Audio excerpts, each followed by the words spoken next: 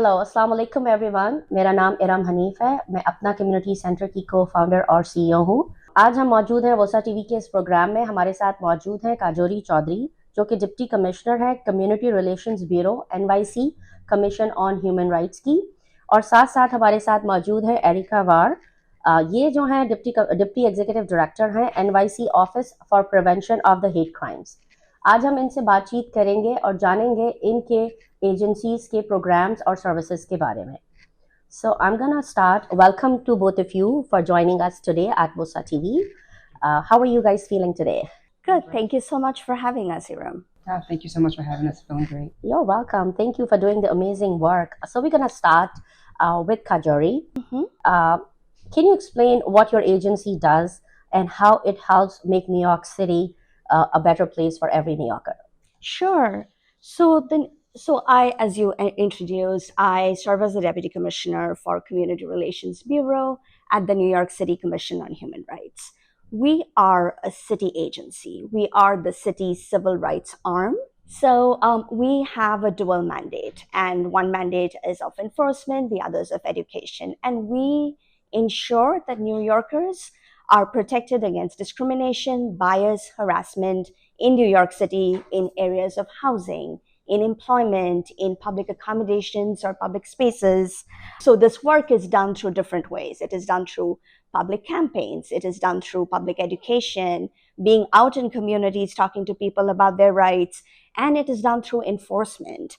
So I head our Community Relations Bureau, and we are here to ensure that New Yorkers know about their rights and responsibilities under the New York City human rights law. So thank you for explaining that, Erica. So the next question for you is that the Office for the Prevention of Hate Crime was created to combat hate crimes in New York City. So that's a very big ask. So how do you actually do it? What is your approach? It's a tall task, but we are dedicated and committed to providing education to the community in regards to the prevention of hate crimes. We use a multi-pronged approach, which is education, which means we go into the schools, we go into community centers, wherever we need to be in order to educate the community in regards to how bias, hate crimes, and if you are a victim or if you know someone who is a victim, how to report. We also use community relations.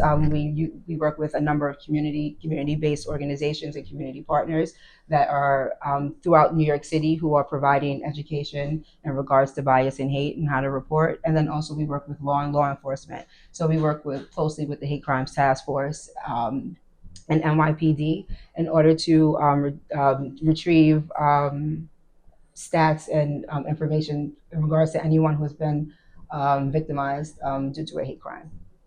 Wow, that's a lot of work you guys are doing. Thank you. So my next question is for you, Kajori.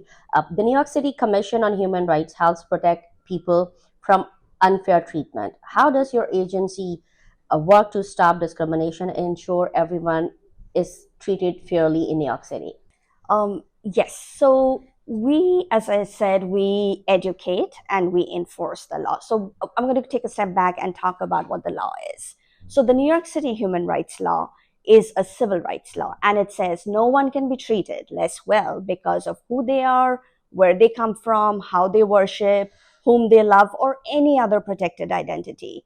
And that is in areas of housing, in employment, and in public places. So think about this. If you're a woman and you were not wearing a hijab for a while and you've just started wearing hijab and your employer says, this is not acceptable in the workplace, that could be discrimination under a law. So the law essentially says, again, like you cannot be treated less well because of who you are. And we do education and prevention. Prevention is key to all this, right? So our prevention methodologies include doing Know Your Rights. We can have the most robust laws in the nation. It is also really important to know about the law. So a lot of outreach around Know Your Rights. On the other hand is also knowing obligations. So if you are listening in today and you are a landlord or you are a business owner and you want to know how to make your business in compliance with the city human rights law, reach out to us.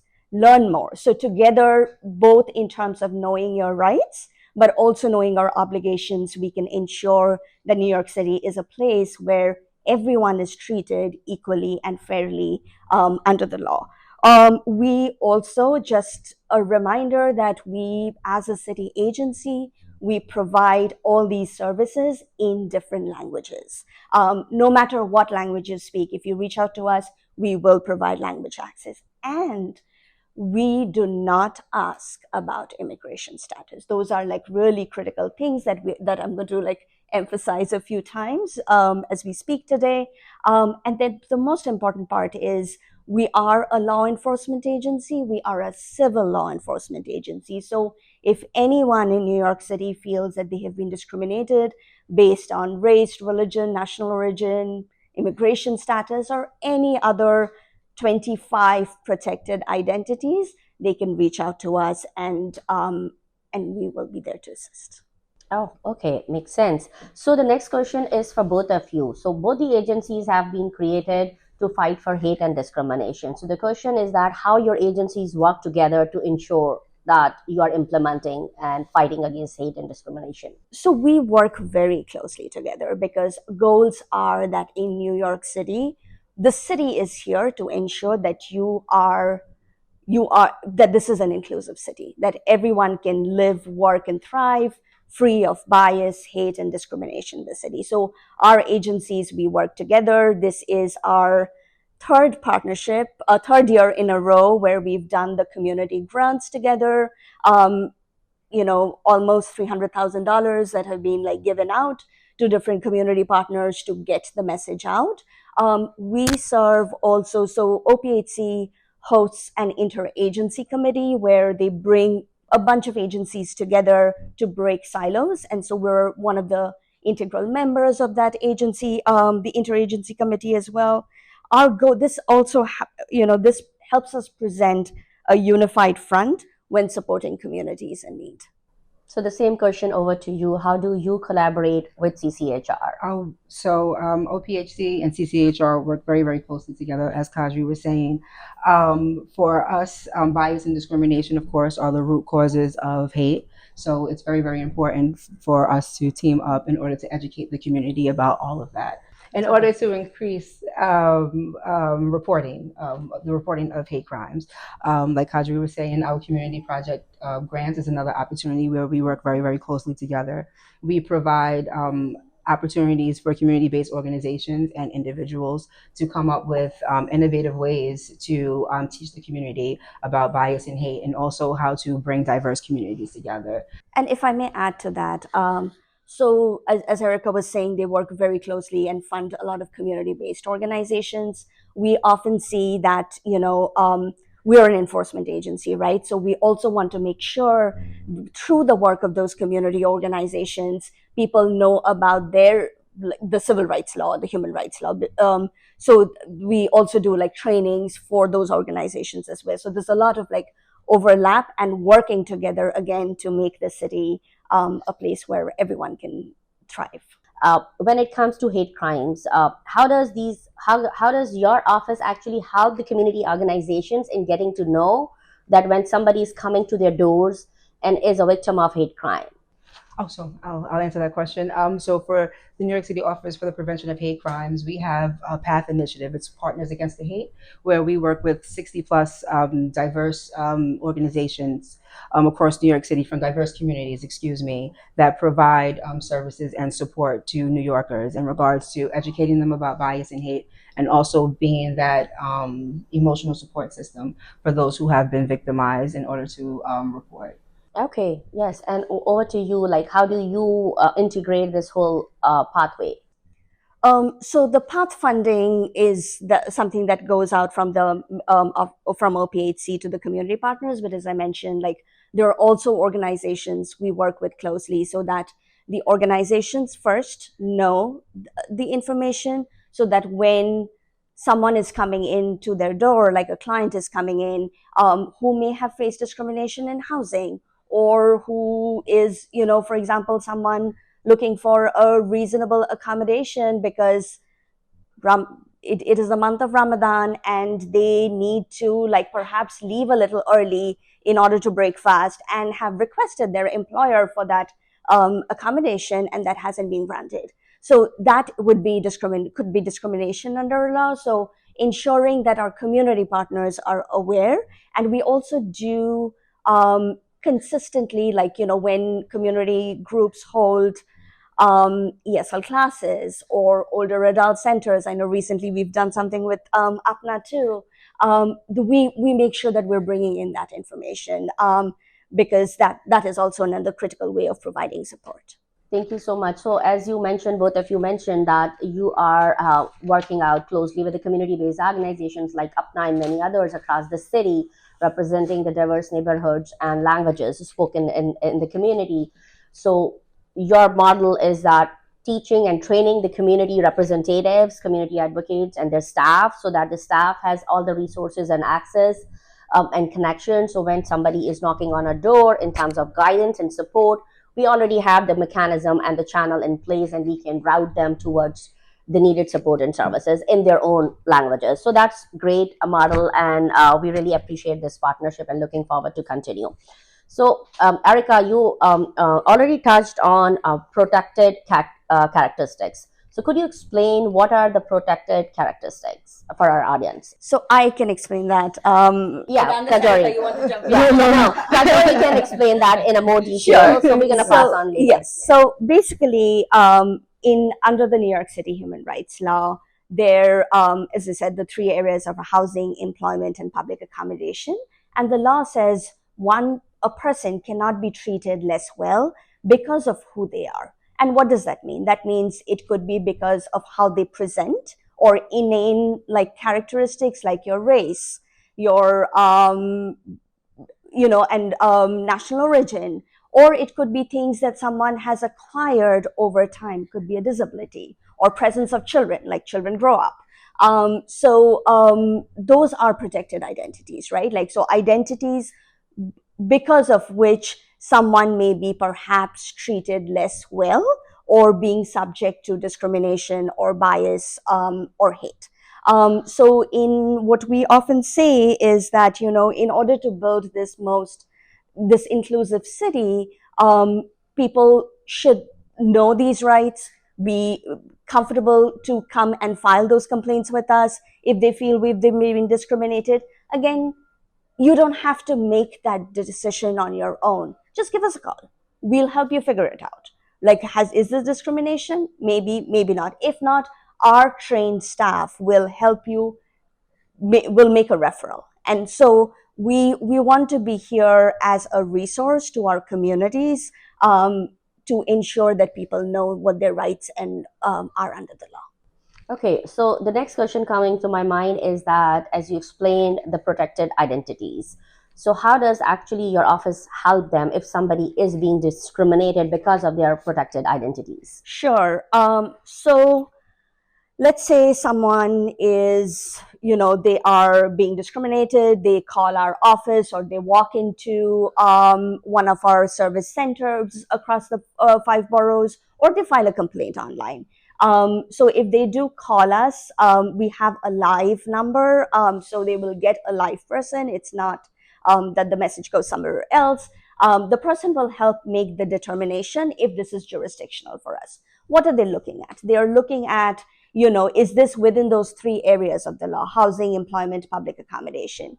Is this person being treated less well because of one of those protected identities: race, national origin, immigration status, religion, gender identity, and so on? Remember, we have 25 protected identities. And then they will also make a determination: has the incident happened in New York City? Sometimes we get calls from places like Long Island or Westchester County. That's not jurisdiction for us. We are a city agency enforcing a city law. And then the final thing they kind of look at is, has this last incident happened within the past 1 year? So after making an initial determination, if the case is found to be jurisdictional, they will get an appointment with an attorney. The attorney will meet with them and will go through the process with them. this is a free service available to all New Yorkers. And again, I would like to repeat that we do not ask people about their immigration status. We will provide language access. So if someone's calling us in Urdu and needs help, we will either, because of our multilingual staff, like we have staff who speak over 24 languages at the agency, or through different language access, we will ensure there is language access provided. And remedies could be anything, right? Like depending on the case, the remedies could range from emotional damage payment to fines to changes in policy to trainings. It's case specific. Thank you for explaining that. So I'm going to do a quick Urdu just detail on whatever you said because it's a very key information and our audience needs to understand कि जैसे इन्होंने बताया CCHR का जो इदारा है वो human rights law की इम्प्लीमेंटेशन के ऊपर काम कर रहा होता है। इनके लॉ के तहत 25 प्रोटेक्टेड आइडेंटिटीज़ हैं जिसकी वजह से किसी इंसान के साथ किसी किस्म का इम्तियाजी सलूक नहीं हो सकता, किसी किस्म की हेट का कोई इंसिडेंट नहीं हो सकता उनका रेस, रिलीजन, लैंग्वेज या किसी और प्रोटेक्टेड आइडेंटिटीज़ की वजह से। तो CCHR का जो सर्विस है इनके पास लाइव रिप्रेजेंटेटिव मौजूद होते हैं। अगर आप इनके नंबर्स पे कॉल करेंगे, आप एक इंसान से वहाँ पे बात करेंगे, अपना केस और अपना मुद्दा उनको बताएंगे। इनकी टीम जो एक्सपर्ट हैं इन सब्जेक्ट मैटर के अंदर वो पूरी इवैल्यूएशन आपके साथ बैठ के करेंगे। सबसे इम्पॉर्टेंट चीज़ ये है कि वो जो इंसिडेंट हुआ है वो न्यूयॉर्क सिटी के दायरे में हुआ है, हुदूद में हुआ है। सबसे इम्पॉर्टेंट चीज़ ये है क्योंकि ये एक सिटी एजेंसी है। सेकेंडली, वो जो इंसिडेंट आपके साथ हुआ वो गुज़िश्ता 1 साल की मुद्दत के अंदर अंदर हुआ है। उसके बाद वो पूरी आपको गाइडेंस देंगे, सपोर्ट देंगे और आपको बताएंगे कि किस किस्म की रेमेडीज़ या किस किस्म की आपके पास सहूलियात मौजूद हैं और किस तरह का रिलीफ आपको मिल सकता है। सो ये बहुत इंपॉर्टेंट और क्रिटिकल चीज़ है और ये सारी सर्विस आपको विदाउट एनी कॉस्ट मिल रही है। Everything is free of cost from point 1 till end. So it's a very good opportunity to understand that these services do exist and we should reach out to appropriate city agencies rather than going here and there and getting the misinformation or disinformation. So I really appreciate as we work to create a more inclusive city, what steps can New Yorkers take if they believe they have experienced discrimination or hate? What should people know about reaching out for support? So yes, so if you feel you've or believe you've been discriminated or a loved one has been, first call us. You can call us at 212-416-0197, 212-416-0197, or call 311, ask for human rights. Let us assist you in making the determination. You can also reach out to us in any of our borough offices. We have borough offices where we have walk-in hours. You can do that, or you can simply go to our website at nyc.gov/human-rights and file or an inquiry online.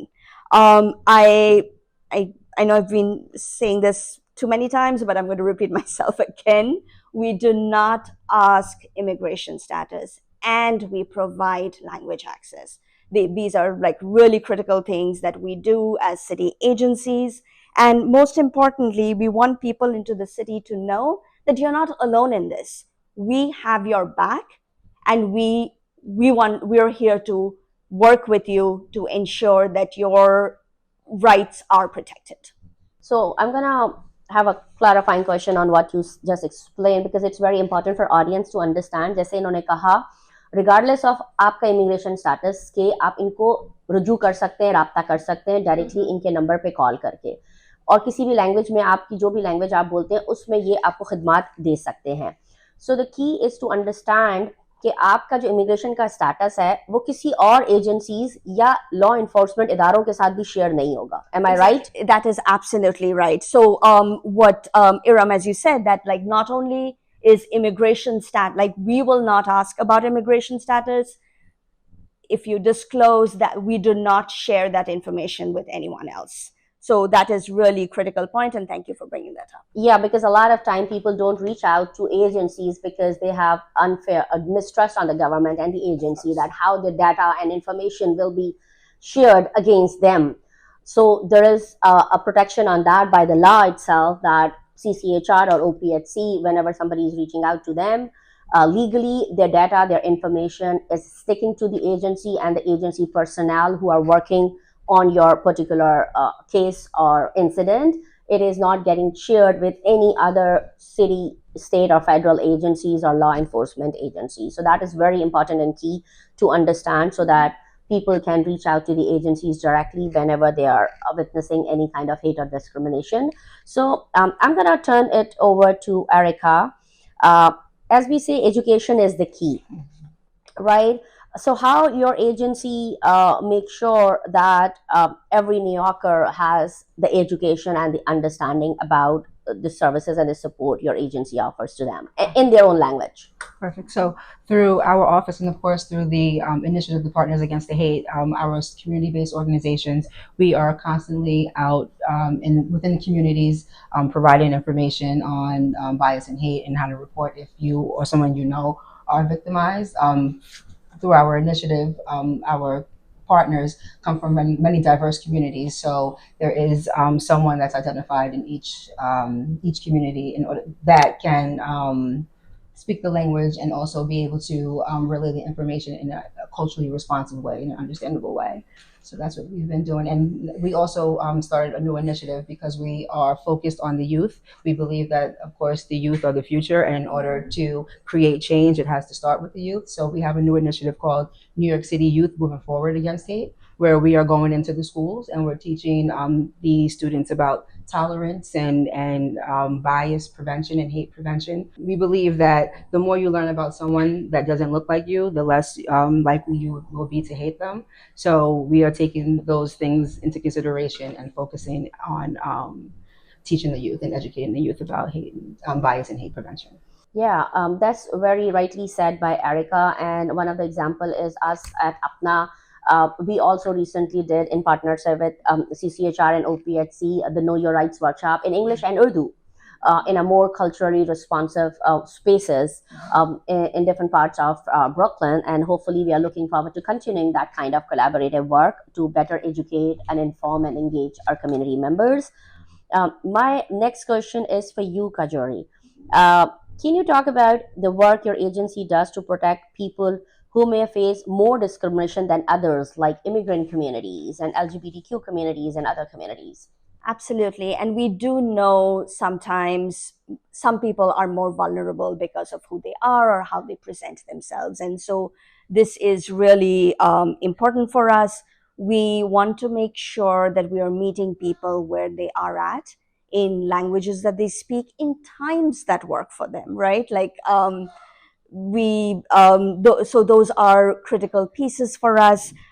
We also want to remind people that you can sometimes file a complaint anonymously if you are afraid of like retaliation, even though retaliation is protected under the law.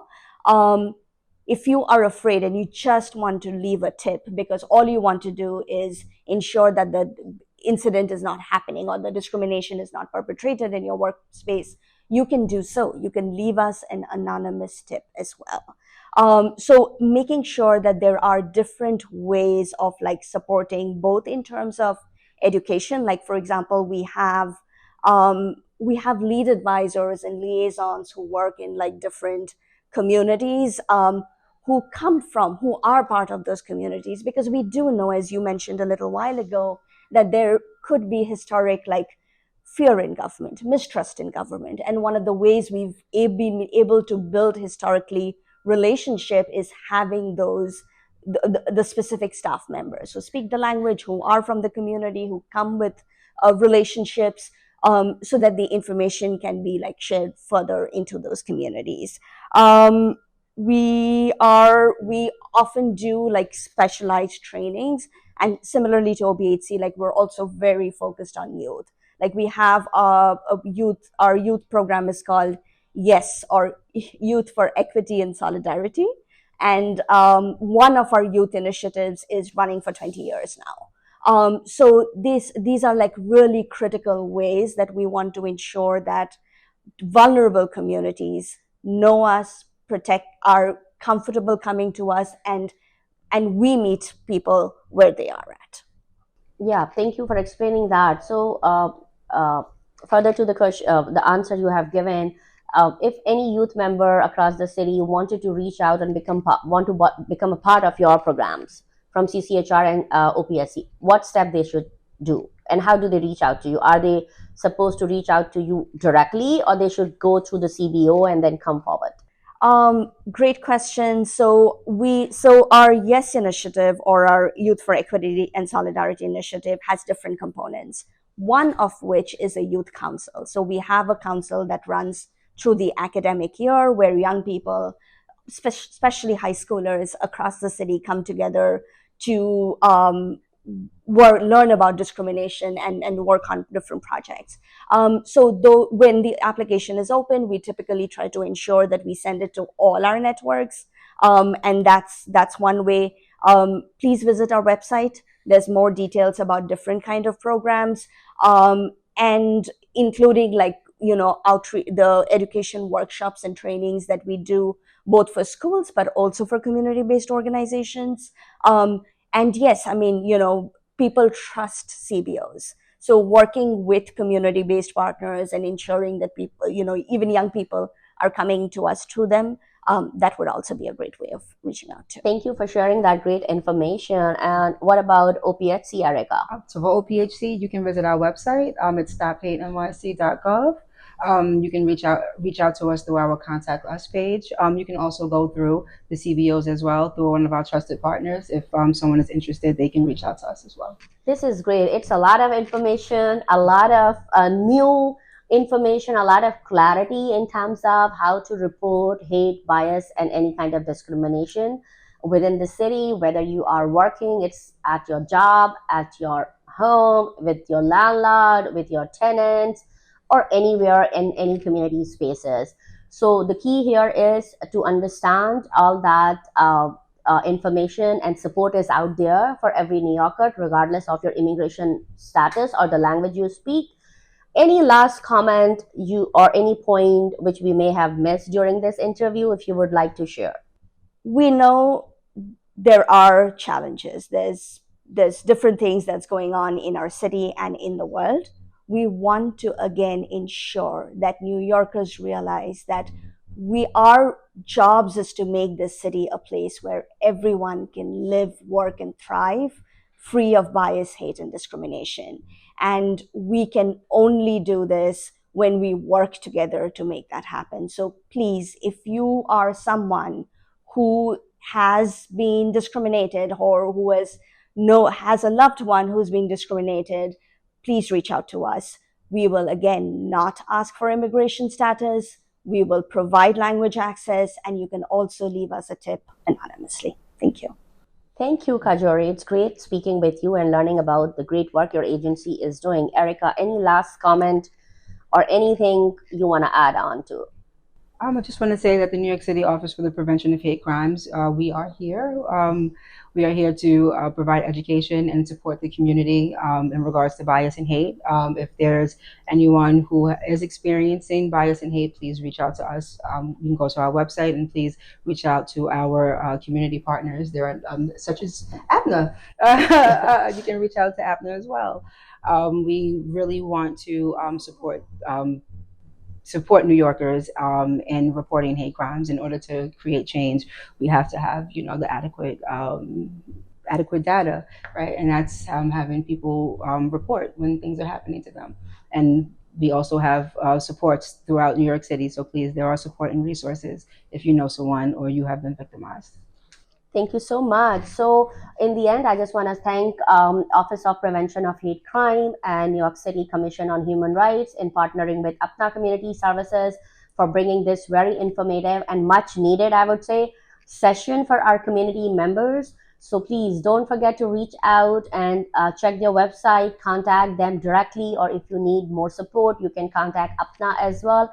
As we already have established connections, we can definitely be happy to connect you with the agency and their representatives. So if, again, enforcing against the thing, the big thing is getting to know all the information and resources which are out there to protect every New Yorker, regardless of your religion, race, language, or color of skin.